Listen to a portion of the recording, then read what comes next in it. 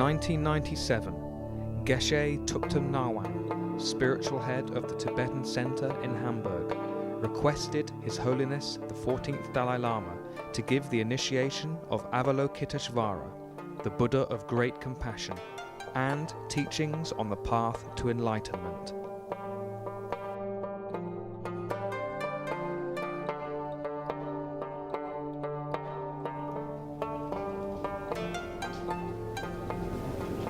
At the end of October 1998, His Holiness travelled to Schneverdingen in the Lüneburg Heide to perform this initiation ceremony and give teachings on the practice in Germany for the first time.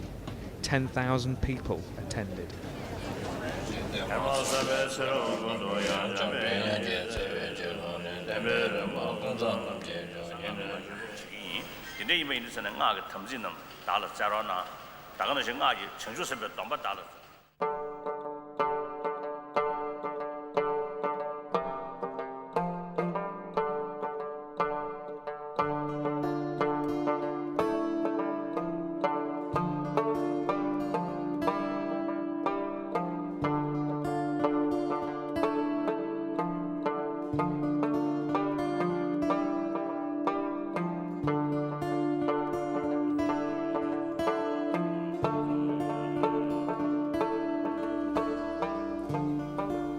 Encouraged by the public interest, Geshe Tuktum Nawang requested Jhado Rinpoche, the abbot of His Holiness's monastery, who had been present at that time, to help with this practice in the future.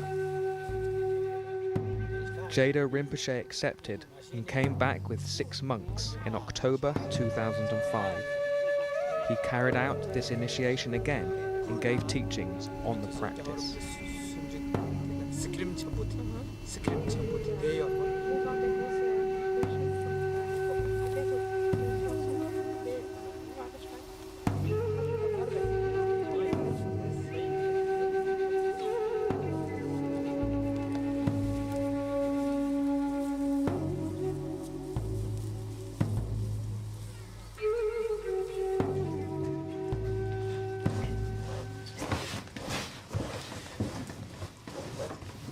When one makes offerings, one imagines that the Buddhas really accept them.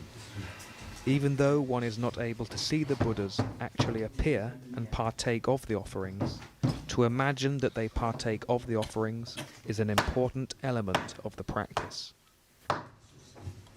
The point of the exercise is to collect positive spiritual energy known as merit through the inner attitude of respectful generosity. Tormas are offerings of a special kind, like offering cakes. They are made of dough, for example of roasted barley flour, Tibetan tsampa, and are mixed with the 3 white and 3 sweet substances: milk, yogurt, butter, and honey, sugar, and molasses.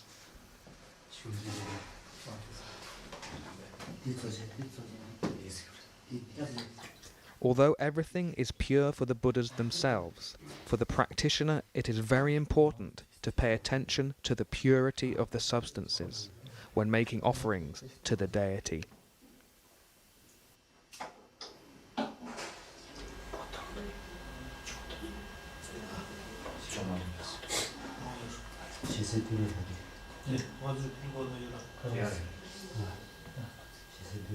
The embellishment of the tormas symbolizes the 2 key aspects on the path, namely method and wisdom.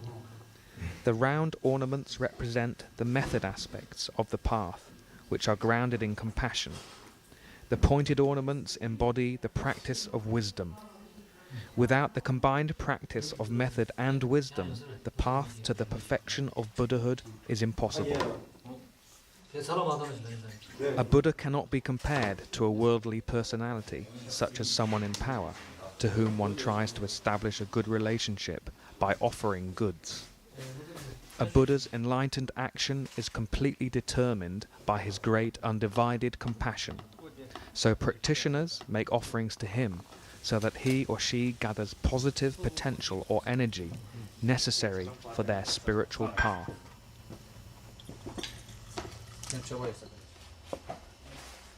거기 자, Avalokitesvara, Chenrezig in Tibetan, is the Buddha of great compassion. He embodies the compassion of all the Buddhas, whether visualized in the form with 4 arms or with 1,000 arms. Just as all the Buddhas have done, Avalokitesvara has perfected compassion and wisdom on his path. Meditation on Avalokitesvara is very wholesome and strengthens the qualities of loving kindness and gentleness in one's mind. The blessings and benefits of this meditation and the sacred mantra Om Mani Padme Hum increase as times become more and more degenerate.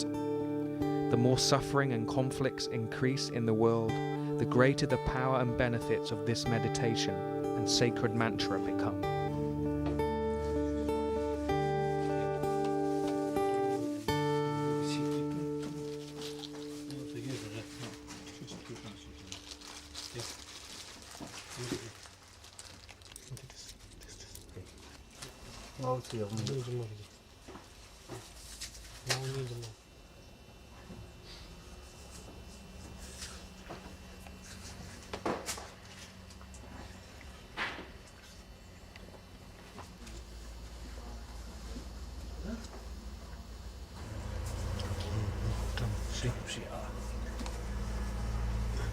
Aşağıda.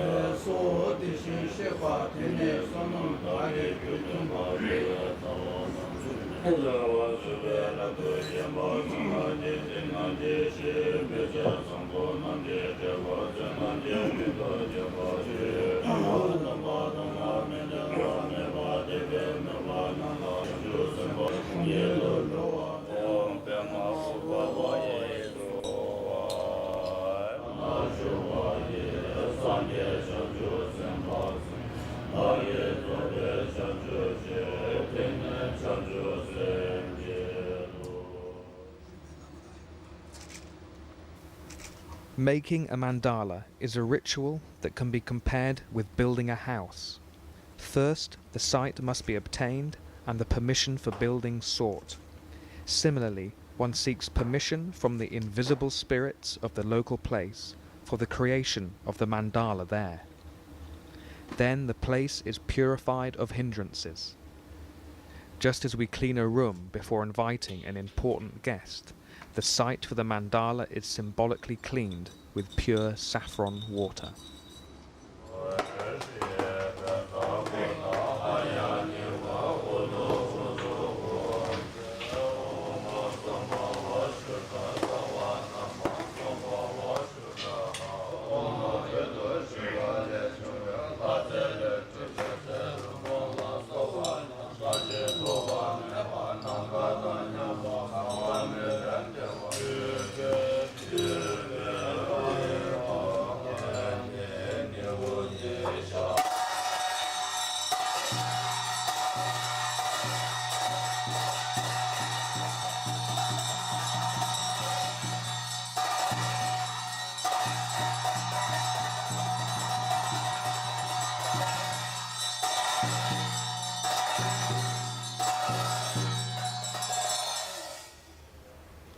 To a large extent, the hindrances lie in our own mind. The principal hindrance is the ignorance that is inherent within, through which one grasps at oneself and all things and events as self-existent, independent entities. In order to overcome this ignorance, one meditates on emptiness. That is, the fact that nothing exists by way of its own nature.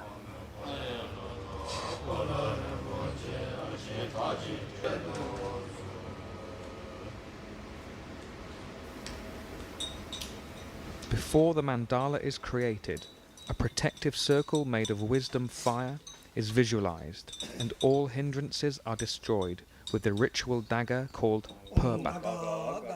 From the outside, it looks as if force is being used here. This is not the case, however. The ritual dagger represents enlightened wisdom, and the gesture of stabbing symbolizes the destruction of hindrances on the one hand, and the awakening of our Buddha nature on the other.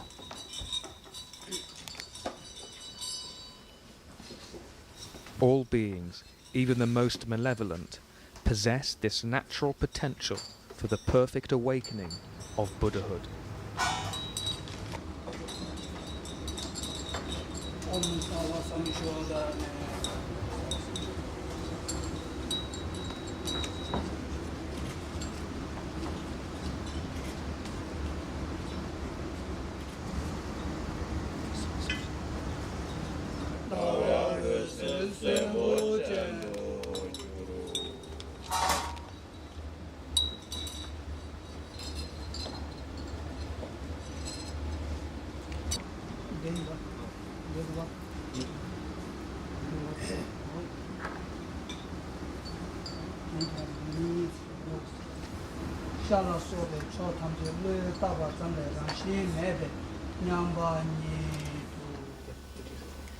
Then the basic lines of the mandala are drawn with the help of sacred threads. These threads were previously generated as Hayagriva, a wrathful form of Avalokitesvara. 2 kinds of threads are used, white ones and 5 coloured ones.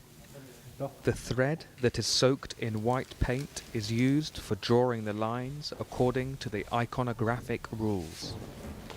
It is said that the arrangement of the lines was taught by the Buddha himself.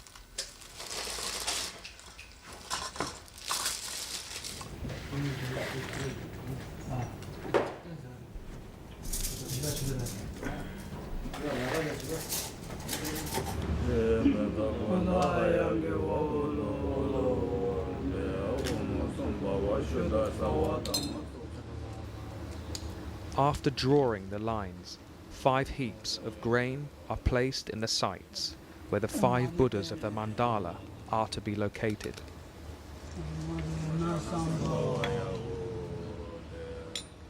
After the 5 Buddhas have been visualized, offerings are presented to them.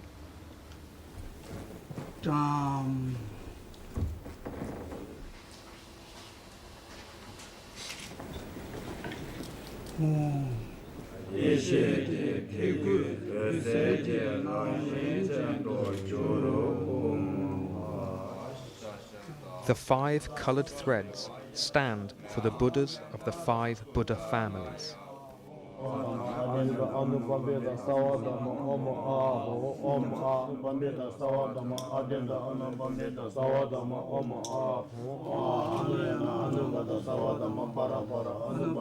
When the coloured threads are laid on the mandala, one thinks that these Buddhas descend from their pure Buddha lands and enter the mandala, merging with the Buddhas that were visualized earlier.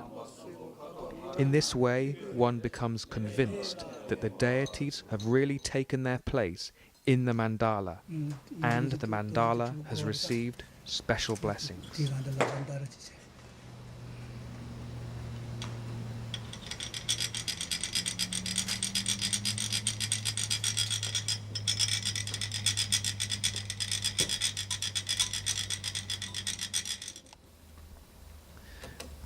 The preparatory ritual has thus been completed. At first, out of the meditation on emptiness, the 4 pure perceptions of Vajrayana practice were cultivated. The pure perception of the environment, the pure perception of the body, that of the objects of enjoyment, and the pure perception of the activities. Out of these pure perceptions, the articles used for making the mandala are blessed.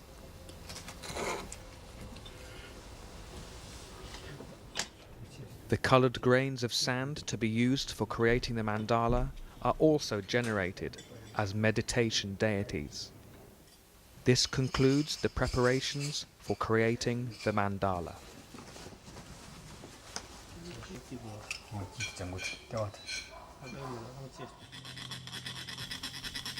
A mandala is the pure abode of a meditation deity. In this case, the main deity is Avalokitesvara, the Buddha of great compassion.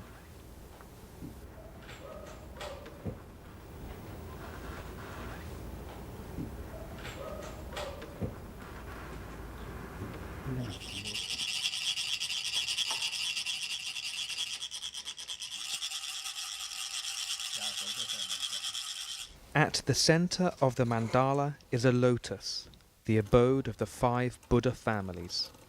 These Buddhas symbolize the perfected states of the 5 basic elements: earth, fire, water, wind, and space.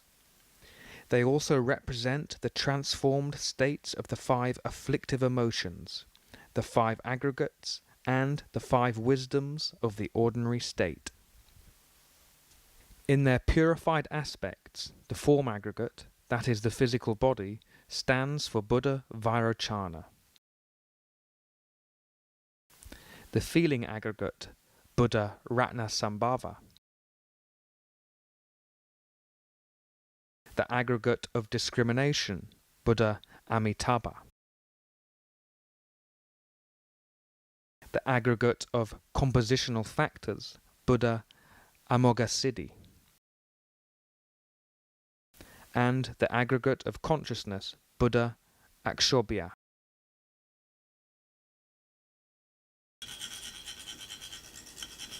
When we create a mandala, we go through a process of development, which ultimately culminates in perfect awakening.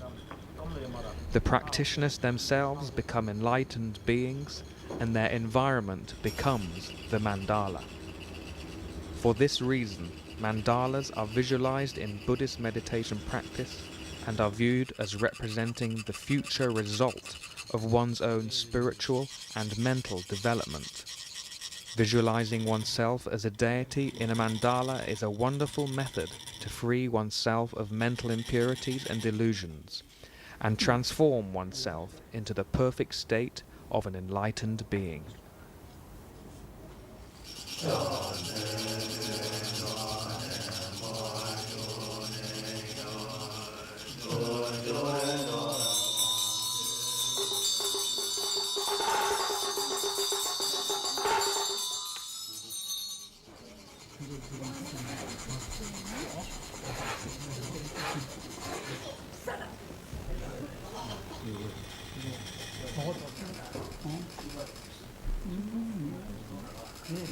When people hear the word mandala, they usually think of the picture of a divine palace.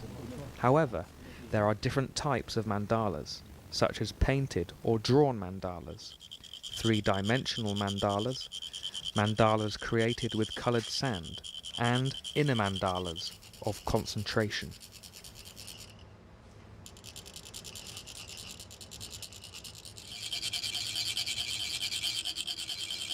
These external symbolic mandalas help us visualize the true mandala and to practice deity yoga within it. The meditation on the mandala is the heart of deity yoga, a unity of visualizing oneself as a perfectly enlightened being and the profound realization of ultimate reality, which is referred to as emptiness in Buddhism. This identification with the deity visualized inside a mandala, combined with the view of ultimate reality, is the pure form of an advanced meditation technique. It is known as taking the result on the path.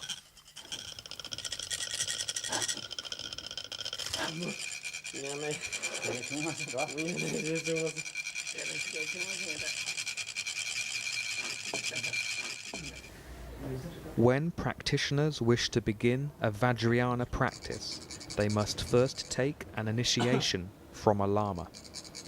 After they have visualized entering the mandala during the initiation ritual, they receive the meditation deity's blessing. It is important that the practitioners have the necessary qualifications before taking an initiation. Their minds must be well acquainted with the general principles of the Mahayana path, and they should have trained in compassion and the awakening mind, the altruistic bodhisattva attitude. In addition, they should make efforts at developing the actions of bodhisattvas, from generosity and ethical discipline up to meditative stabilization and insight into ultimate reality.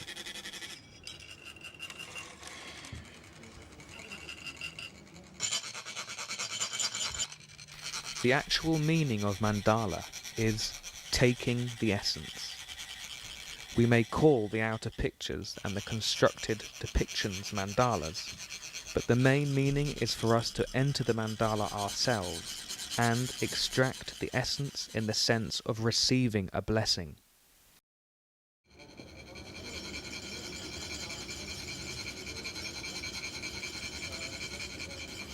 By entering a mandala, we reach a higher mental state. That is what is known as receiving a blessing. Because we undergo experiences and gain realizations in this way, this is called taking the essence, or abiding in the essence.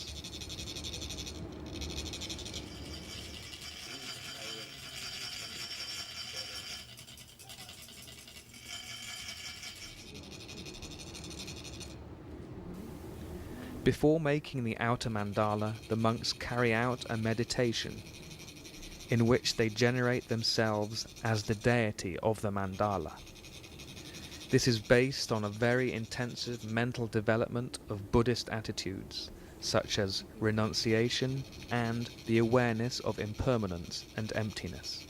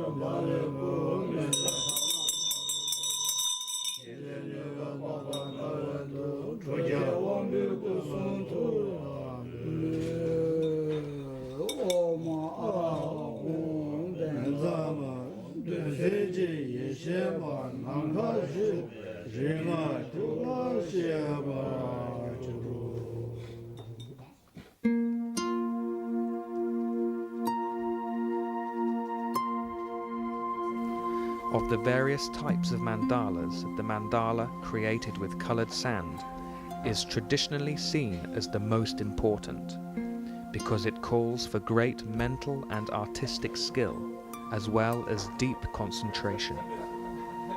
All the details must be placed very exactly during the strewing of the sand. Great care, close attention, and clear and sustained awareness are necessary. In addition, the innumerable particles of the specially blessed sand are seen as a good omen. The whole process of creating such a sand mandala is seen as a highly wholesome activity.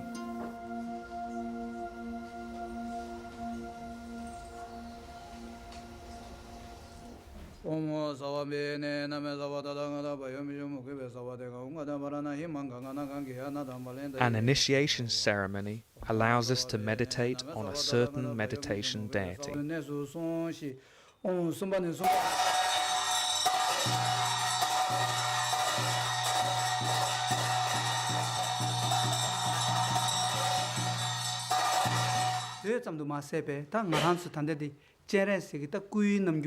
gashi shuden ja shaba yang gashi shang shuba se shuden ja shaba telia cha shi ye den yando gashi shang shubul cha ni ye de bado nam ju daminda ji minda yore mato chi shen. When the wooden stick is thrown on the mandala by the initiate, the direction in which the head of the stick faces when it has fallen indicates the enlightened activities one will attain in the future. White stands for the ability to pacify suffering and hindrances. Yellow symbolizes the increase of positive circumstances in life. Red indicates having a positive influence on others through strengthening one's own charisma, and blue helps to subdue negative forces that are otherwise difficult to tame. Generally, an initiation is supposed to awaken the potential that living beings have, so that they can achieve the perfect state of a Buddha. Buddhism teaches that every being on earth has such a natural potential, which is said to be the essence of the perfected one. This essence enables us to achieve the perfect awareness of a Buddha. Through the initiation ceremony, we are able to make progress on the spiritual path and ripen our positive potentials, just like fruit that is ripened by the warmth of the sun and thus develops its full nourishing power.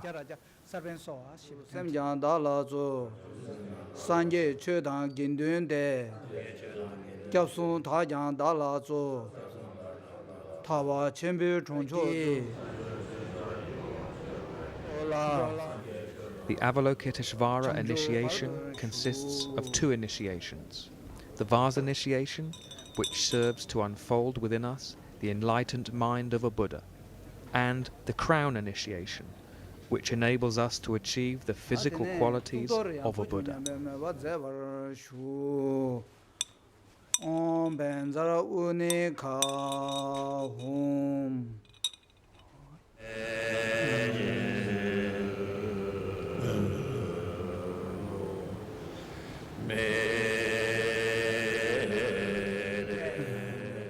Sri Benza Kota Haya Girwa Hulu Hulu Humpe Sri Benza Kota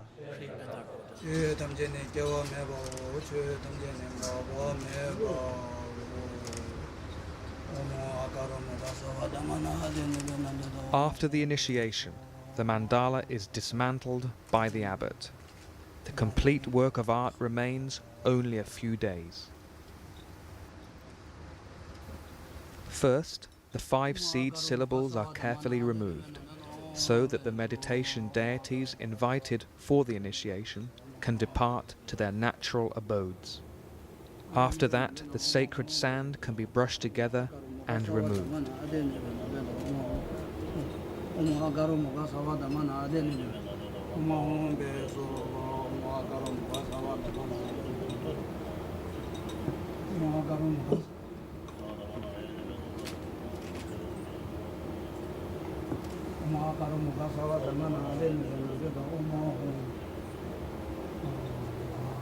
The meaning behind this dismantling of the mandala is easy to understand.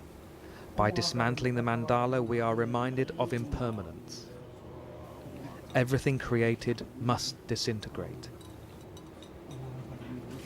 At the end of his life, the Buddha himself passed into nirvana, showing that all people have to leave this life. It was a teaching on impermanence to help us overcome our deeply ingrained belief in the enduring nature of things. This is one of the key meanings behind dismantling the mandala.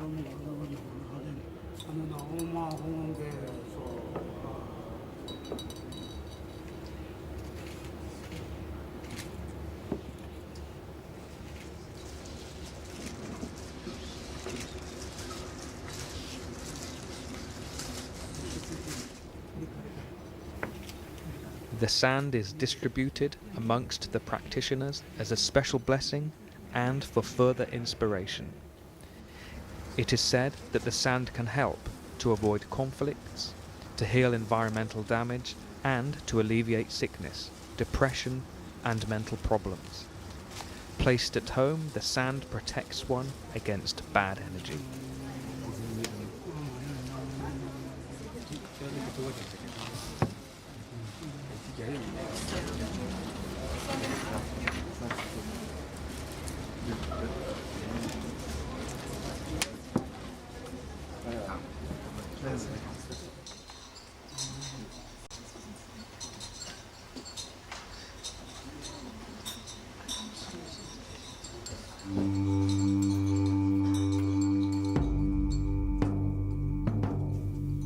A Naga ritual takes place at a nearby lake, into which the remaining sand is then poured.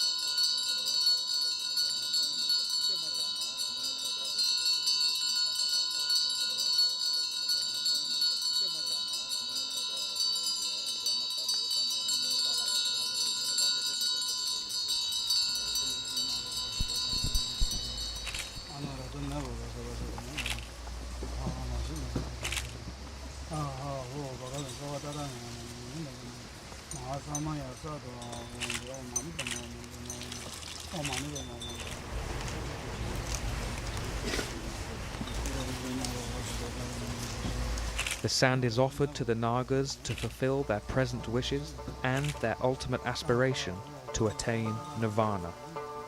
In return, we request them to bring benefits to other sentient beings.